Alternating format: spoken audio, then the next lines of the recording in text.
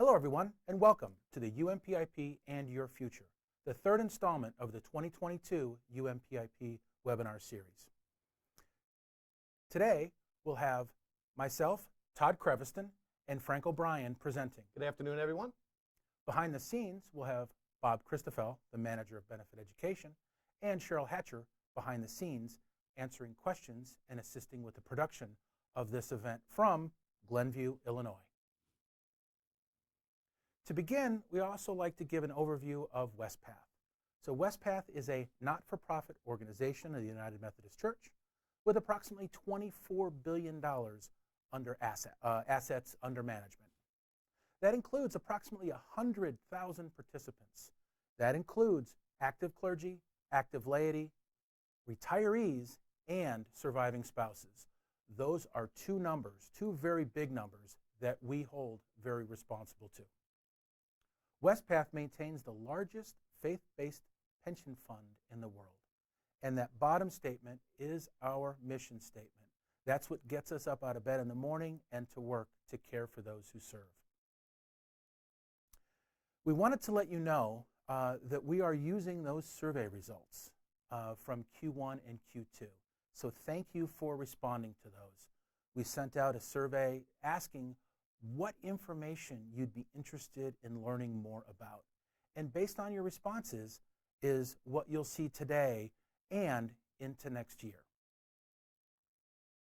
Our agenda for today is to cover UMPIP participant contribution accounts, retirement contribution concepts. We'll also talk about the different types of contributions, and Frank will actually cover a very important part around tax considerations. As always, we include a section at the end on the resources that are available to you to highlight those various things that can help you use your UMPIP account to its fullest capacity.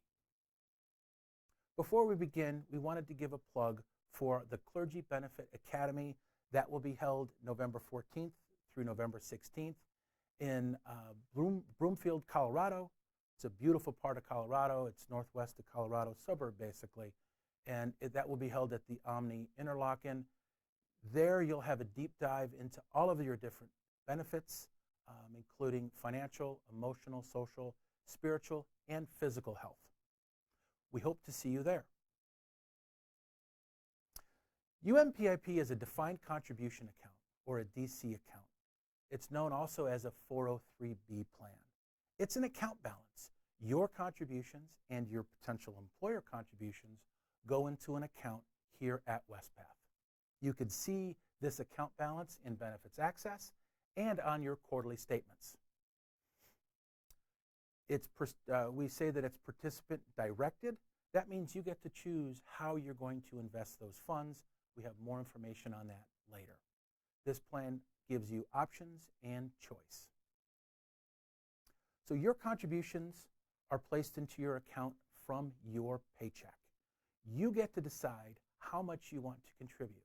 You can contribute a flat dollar amount, $100 a paycheck, $50 a paycheck. That choice is up to you. Or you can contribute a set percentage, a 1%, a 2%. That is up to you. Frank will talk more about contribution limits later in the presentation. You can also change how much you're contributing at any time throughout the year using the contribution election form. Your account is invested based on how you would like it to be invested. You could self-manage, so you can choose your funds and you could decide how your contributions from your paycheck go into those individual funds. Or you can opt into Life Stage Investment Management. That essentially selects those funds for you based on a number of variables, and it places your account on autopilot. The different ways to contribute: you can contribute now and avoid income taxes, or you can contribute now. You can avoid income taxes now as a before tax contribution, or you can avoid income tax later by an after-tax contribution. We'll talk a little bit more about those in a couple of minutes. Your UMPIP plan also accepts rollovers. That means that you could take a prior employer's plan, a retirement plan, like a 403B needs to be IRS qualified, but you could roll that over from your prior employer's plan into UMPIP. So the before tax basis, so this allows you to contribute on a before you pay taxes. So before you pay taxes, your contributions will be placed into your UMPIP account. What that does, that lowers your federal and state income tax that you pay each year. When you take a distribution, you'll pay income tax on those contributions and earnings, but they grow tax deferred through your active years of service. A Roth contribution is an after-tax contribution. So that means you've paid your taxes. You make that contribution to your account. Those contributions grow tax deferred until you take a distribution. If you meet these two qualifying factors, your distribution on Roth contributions are actually tax-free. The first is that first contribution must be made at least 5 years before your first withdrawal, and you must attain the age of 59 and a half years of age or older, become permanently disabled or deceased. And now I'd like to hand it over to Frank to discuss tax efficiency strategies. Thank you very much, Todd. Todd just explained to you that with the before tax and the Roth contributions, how taxes can be treated in retirement or upon distribution. The before tax contribution and earnings are tax deferred until retirement or distribution. And the Roth, if it's qualified, 59 and a half years old, first contribution, 5 years old or older, the income from that can come out tax-free. But there are some tax efficiency strategies that you could consider in terms of what contribution type do you want to contribute to.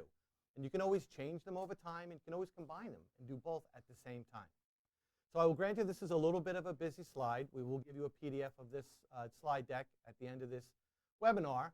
But just to explain what's on here and what you're looking at, this is an example, a model of an individual with a gross amount of $2,083. We've broken this out into lay employee and clergy employee, and then further, is it a Roth contribution or a before tax contribution? As you can see, for the lay individuals, there is a blue line, FICA, that's your Social Security contribution. Although this is considered to be a before tax contribution, actually the FICA is taken before consideration of the contribution amount. So you can see in that second column that if you have a before tax savings, that FICA will come out, then the calculated contribution to the 403B plan is done, and then taxes are taken. If you look at the Roth, the calculation as to the dollar amount is done in the beginning of the process, but it's after the taxes have been taken that the contribution actually goes to UMPIP, hence the tax advantage in retirement that you receive. One thing you can also note here is the net paycheck. There is more take-home pay when you do a before tax contribution. So that's something to consider in terms of the present tense. You're saving for retirement income later on, but how would you like to do that today? As it relates to clergy, our model is the same amount of the 2,083.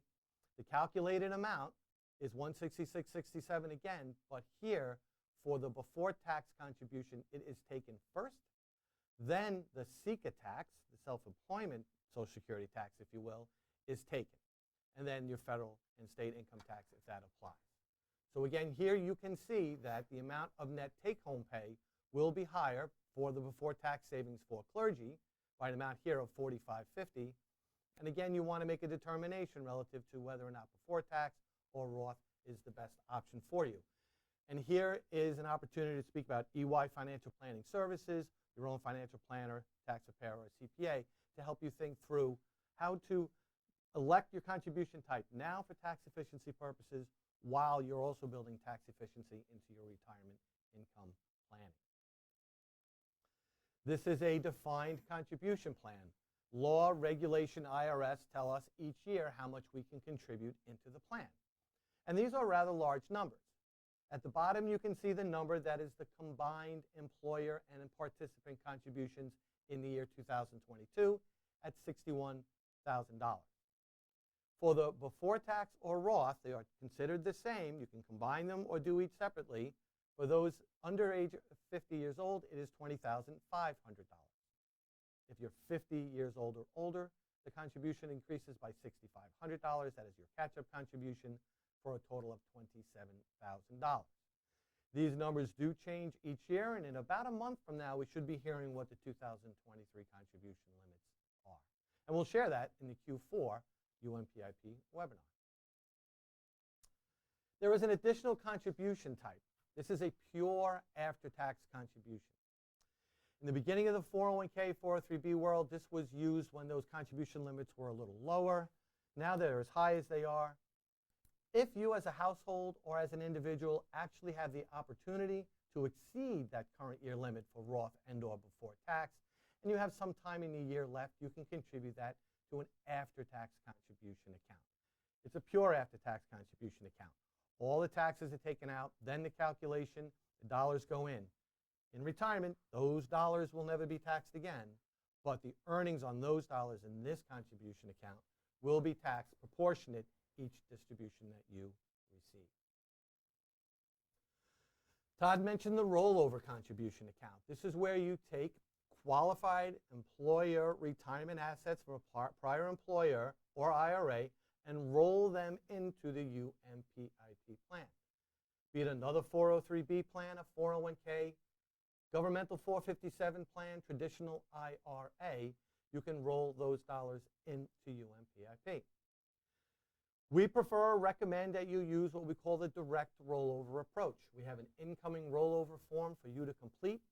Cheryl Hatcher, who is here with us today, actually manages the rollover process here at Wespath, and she will work with the current holder of your retirement assets and ensure that they come over here directly so that you don't see them, you don't touch them, and therefore it is a non-taxable transaction for you. It's no taxes taken. And that is considered to be the direct rollover. You use our form, you use our staff, our resources, the non-taxable transaction, it comes over. You can take what is called an indirect rollover. What happens here is the prior employer actually sends you your retirement account. If they do that, they are required by law to withhold 20% of that account as income tax, and they'll file that with the Treasury. When you receive that 80% of that retirement account, you can either roll that into a rollover account or you can take some personal savings, put in the equivalent of that 20%, and then roll that in. As you can tell just by the speaking on it right now, it's a little bit more complicated. You most definitely want to talk to your tax preparer, CPA, if for whatever reason you find yourself in an indirect rollover position. But again, we have the processes in place for you if you want to do a direct rollover. Now we are contributing into the plan. Last quarter's UMPIP, which is recorded for those who may not have heard it. We did go through the investment funds in a little more detail. So you're contributing. It's growing, life happens, you're trying to figure out you need to access your UMPIP account for any particular reason. Now you can access your retirement account while you're still in service. You can access your retirement account if you terminate or you have a separation of service. If you're not quite sure exactly how your account is going to be treated, if you have a situation like that, you want to call our Participant Solutions area. You'll see their phone number at the end of the presentation and speak to them on that. Again, it can be for something while you're still working. It can be under separation of service or at your retirement. We'll review over the next several slides different ways in which you can access and different circumstances that you can access your account. We'll talk about hardship loans, hardship withdrawals, rollover account withdrawals. The rollover is already here. It's in here. You want to take a withdrawal from that. Age 59 and a half in-service withdrawals due to disability and certain qualified military service withdrawals that are available for those active in our military service. The first is the hardship loans. It is a loan that you take from your participant contribution accounts in UMPIP. The way the loan program works is the amount that is available to you is the lesser of 50% of that account balance or $50,000. So the maximum would be $50,000, but to process a loan, we have a minimum of $1,000 as well. You can take out the loan to purchase a primary residence. If you are taking out a loan for that purpose, we would need documentation for that. And then you have up to 15 years to repay that loan. You don't have to use all 15 years, but you have the 15 years available to you to spread out the loan repayments. For any other reason, it is a 5-year loan. You take out the loan, 5 years, you pay back that loan. Again, it doesn't have to be 5 years. It could be 3 years if that's how you do it, but no more than 5 years. We recognize you've taken the money out of your account to use, hopefully for a good purpose for that loan, but it's out of the account. It's not in the funds getting earnings, so we apply an interest rate to that to kind of give you some of those earnings back over the course of that loan. We use the prime rate, and then we add 2% to the prime rate at the time in which you take the loan. And right now, the loan interest rate is 7.5%. When you set up your loan with us, we will get banking information from you so that we can do a direct debit from your account for your loan repayments.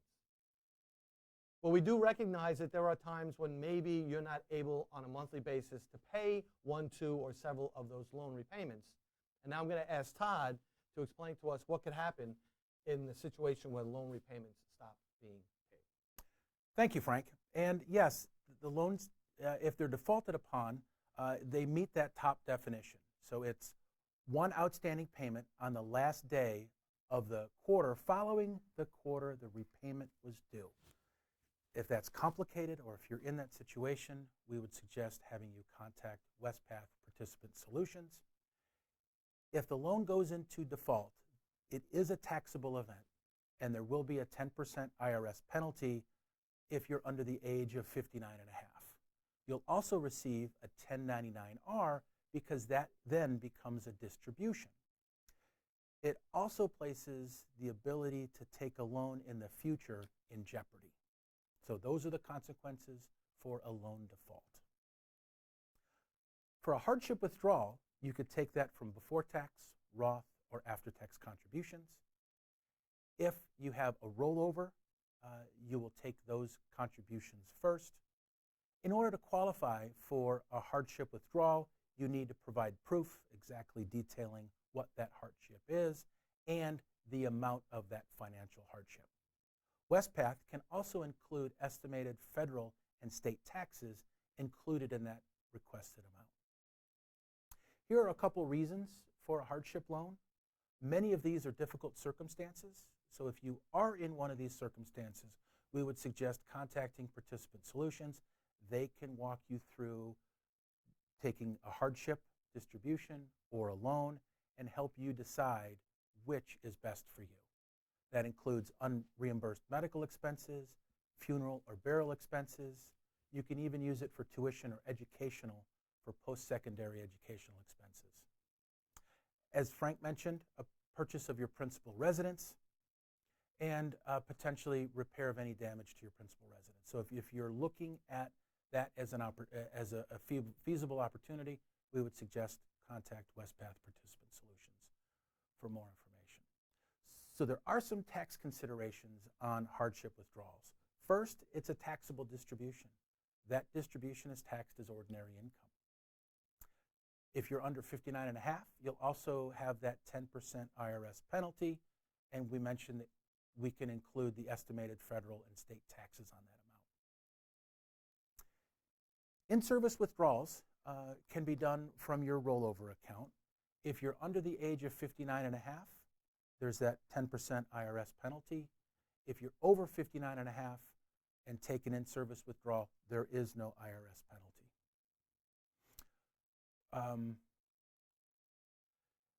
For a disability withdrawal, again, this is another difficult circumstance. We wanted to let you know that this is available. You're likely working with several departments at Wespath regarding your disability. First, you'd need to satisfy the definition of disability. There's an application process for that. Wespath Participant Solutions can help get you started.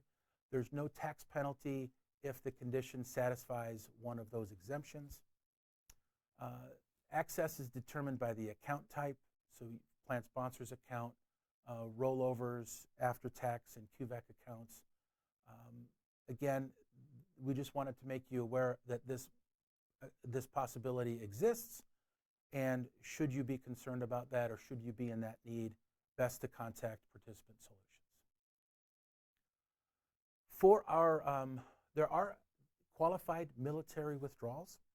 This would be for qualified military reservists, and a qualified military withdrawal, you'll need a copy of the orders, submit that to Participant Solutions. There's a whole process for that, and you would take a distribution from your participant contribution amount. So this would be what you had contributed to your UMPIP account. This slide is rather busy. You will get an email with the recording, and you'll get the email with a PDF of the slides on it. And so you'll be able to go back through. This table does provide a nice summary of the different withdrawal types, whether or not it's taxed as ordinary income, and then it also indicates if there's that IRS tax penalty as well. So a nice little summary there, a bit busy for a slide, however. If you separate from service, the clergy person must terminate their conference membership. For a lay employee, they would leave their plan sponsor employment. Your first choice is you could leave your UMPIP on account until some date in the future. That account needs to be at least $5,000, and you're able to leave it with Wespath up until 72, up until required minimum distribution. And then we'll contact you to let you know what you need to take out. If your account is less than $5,000 and you're separating from service, we suggest contacting Participant Solutions. They will assist you with those following steps. And a rollover is possible. You can, if you terminate, you can roll that account into your new employer's retirement plan. So some tax considerations upon separation of service. It could be a complicated time. You need to look at your as an individual and potentially a household situation. We suggest in that time contacting Annual Conference, of course Wespath Participant Solutions, and EY Financial Planning Services can help you through that. Now I'd like to hand it back over to Frank, and he could talk about the retirement distribution choices. Thank you, Todd. So with retirement, now we've gotten to that golden age. We're talking about retirement and options available there and some tax consequences to be considered. In retirement, there is a load of options and flexibility that you will have in UMPIP. For clergy, a lot of your accounts will be rolled into UMPIP, and then for those with just UMPIP, you will see the same options available to you. You can take a full lump sum distribution of your account. You can take a partial lump sum distribution of your account. It's often the case with clergy that the purchase of a primary residence comes up in conversation and a need to fund all of that, and it makes perfectly good sense. You can also roll it out into another retirement plan. For those who are clergy, we will talk about the housing allowance tax exclusion momentarily. You want to be mindful of that. So if you're thinking of rolling the money out to another as a full lump sum distribution and a rollover, you want to think about what the consequences of that may be around future retirement income and the housing allowance exclusion. You can take cash installments, and there's two ways in which you can do that. You have your account balance, and you can say to us, you need X amount per month, and we will provide that to you per month. And you can change that whenever. You can call our retirement team or Participant Solutions area and say you want to change from $1,100 to $1,400. You can do that. But we also have a program called Life Stage Retirement Income, where you are asking us to look at your account balances and calculate and provide to you an amount of monthly income. It's a very sophisticated program, one that we reviewed, I believe, last session, and we will be hearing more about in the future. But the idea here is to give you an amount of installment payments going into retirement, and then each year recalculating that amount to give you increases year over time to help you maintain purchasing power through your retirement. For those who decide to leave their account on account, which you're able to do, we're going to talk about required minimum distributions.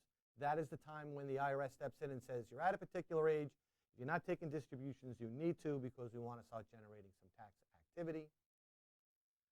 And we reviewed the loan program that is available to you in UMPIP, and somewhat uniquely to Wespath, that loan program remains available to you in retirement.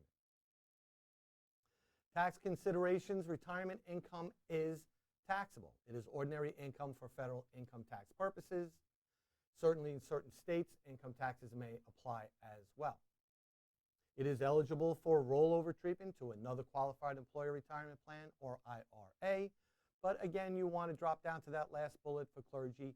You want to consider the consequence to do that with your clergy housing allowance. And for the Roth account, if it's qualified, you're over age 59 and a half, that very first contribution is aged up 5 years or more, then the qualified Roth distributions actually come out to you income tax free. As I spoke of momentarily ago, if you decide to just leave your account on account and let it grow over time and you attain the age of 72, what's called required minimum distributions come into play. The first required minimum distribution, again, if you're not taking any installment payments from an account, has to begin no later than April 1st of the year following the year you attain age 72. So in the year you turn 72, you can start receiving your RMDs if that's your choice or your plan, or you can wait until the first quarter of the following calendar year to receive that first RMD. Just be aware, if you decide to take that approach, that you're waiting until the year after, that you will be receiving 2 RMDs in that year, the one that looked back at the year you turned 72 and then the current calendar year. Again, this applies to all of your accounts. So if you have a bunch of accounts with us, different retirement plans, and you haven't triggered all of those, the one that you have not triggered, we will again work with you to make sure that you take your RMDs. And the reason for that is the tax considerations here. It's a required minimum distribution. It's a distribution from your retirement account. It is subject to ordinary income taxes. The way the contribution is handled within the 403B plan as it relates to Roth accounts, if you're in the 403B plan, Roth accounts are considered in the overall account balance to determine the amount of required minimum distributions. But if you have a 403B IRA, or I'm sorry, a Roth IRA, that is not subject to RMDs. It's ordinary income. It's a distribution that's coming to you. If you do not take the RMD for whatever reason, and you have to, there is a significant 50% tax penalty that is placed upon that distribution. So if you're in a 22% tax bracket and you don't take your RMD, you're paying 72% taxes on that distribution that year. And a required minimum distribution from our plans is a distribution from our plans fully protected by the housing allowance tax exclusion for clergy. When we process distributions from your accounts, there are certain laws and regulations that we have to follow. If we take partial or full distributions from your retirement account, we withhold 20% on a federal tax level. If it's just for the purposes of the required minimum distribution, we will automatically withhold 10%. But then that all flushes out when you do your 1040 at the end of the year with your tax preparer. Again, for those who are joining us today, clergy, you have the housing allowance exclusion available to you in retirement. Similar to how it works today, when you're in retirement and you need to determine how much housing you can use, there are 3 numbers that you need to calculate.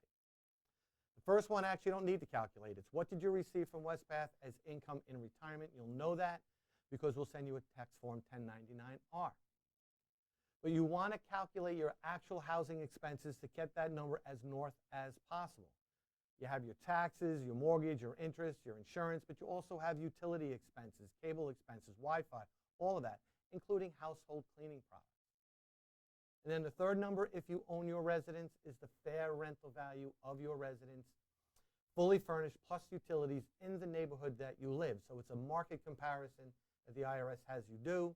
We recommend you go to a local realtor, have them give you what's known as a comp letter, comparison letter, so you can see what that amount can rent for. Now you have your 3 amounts. What did you receive from us? What is your actual housing expenses? And what's the fair rental value of your home? It is the lowest or the least of those 3 numbers that you can use. So by example, a clergy person received Wespath retirement income of $24,000. Their actual housing expenses is $20,000. the fair rental value is $21,000. So by looking at the rules, we can realize that $20,000 of that $24,000 is considered housing allowance for the year, leaving $4,000 as the taxable amount. But remember, that's what's going into your tax filing season with other exclusions, deductions, and credits that apply in the tax code. So it doesn't necessarily mean even all 4,000 of that will be taxed. This is available to retired clergy. Unless it's a clergy couple, the surviving spouse does not have the advantage of the housing allowance exclusion if the clergy person passes first. We have a form that we provide during the retirement process with language on the back that we recommend that gets attached to your 1040 when your tax preparer files it. And as far as the determination of your housing allowance exclusion, that happens in retirement by your annual conference, at annual conference, in your annual journal each year. So other than taking out that page in the year you retire, you don't have to worry about declaring your income as housing allowance. It's done for you at general conference. And now we'll go back to the participant experience, and I'll give this back to Todd. I just want to say thank you very much before he brings us home for participating in these webinars, for completing the surveys. There will not be a survey today, but elevating the tax consequences around some of the things we talked about came from the surveys that you provided to us, and we'd like to thank you very much for that. Thank you, Frank. This is my favorite part of the presentation. This is everything that is available to you to use your UMPIP account to its fullest ability. First is benefit access. Everyone that has a UMPIP account should have a benefits access account. So you go in and you can register, and what you see here is that summary view. That's my favorite view because it shows everything that's an account balance at the top, and then it also shows the outstanding loan balance. So it actually, everything that you're kind of doing with your account balances are shown here. That mimics your quarterly statement as well. You also have the ability to project your income at a benefit commencement date, at a retirement date. You can run those. I typically run a projection maybe once or twice a year just to see if I'm on track, just to see if I could make any changes. You can also look at all the investment information. You can also update your beneficiary designations. Common beneficiary are children. Children tend to move. Mine have moved a couple times already. You can always go into your benefits access account and update that when you need to. If you don't have a benefits access account, please go to wespath.org, click on the benefit access account link at the upper right, and register. EY Financial Planning Services is another wonderful resource. This is available to you at no additional cost. They offer confidential, professional, one-on-one guidance, basically telephonic financial planning. No question too big, no question too small. I've worked with them through a couple of different scenarios, like trying to figure out if it was better to purchase a car or lease a car. You can also set up an account at that web address right there, because they have a ton of articles, calculators, tools, and resources. In addition, when you set up a financial planning call, you actually get to see the picture and the bio of the financial planner that was assigned to you. Wonderful resource, and it's unlimited. And you have this available to you as long as you have an account with Wespath that's greater than $10,000, or you're actively contributing to your UMPIP account. Another resource is one-on-one consultations. That picture there shows that our communications department has quite a sense of humor. That's actually a picture of me in the computer there. What we do is we'll actually send you a link through Microsoft Teams so we can see one another. We secure the call so we know that we're talking to the correct person, and then we can actually share your benefits access account and walk you through those various areas and run a projection for you to demonstrate that for you. It's a wonderful resource. To register, you would just access that link right there.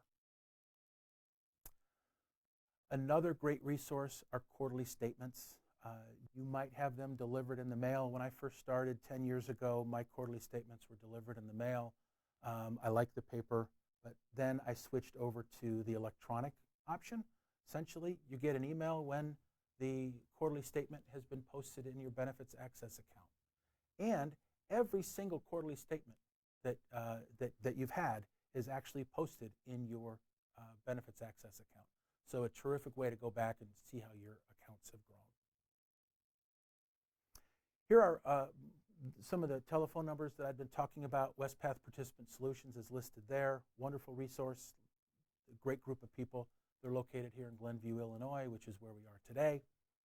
Benefit Education Consultations, the link again there.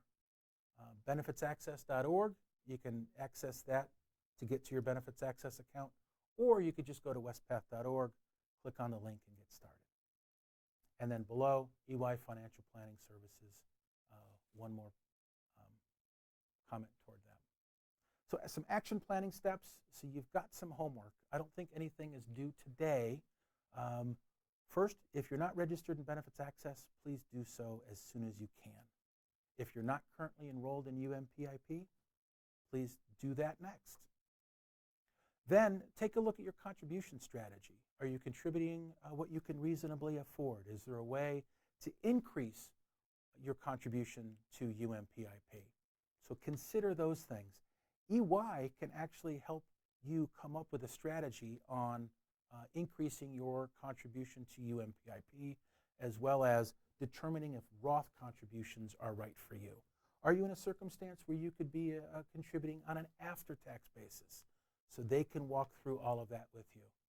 Take a look at that benefit educator consultation link and see if there is a convenient time for us to meet. Those typically take about 30 minutes or so. If we can't cover everything in 30 minutes, we can always schedule subsequent consultations. We wanted to let you know that the fourth quarter UMPIP presentation date has already been set, so please mark your calendars, December 7th, 2022 at 1 p.m. Central. Thank you so much for attending today. Please look out for that email with the PDF of the presentation today, as well as a link to the recording. And if you've answered a question, or if you've asked a question that we weren't able to get to, we will email you back with that answer. Thank you so much for attending today. We couldn't do this without your support. Thank you. Have a wonderful day.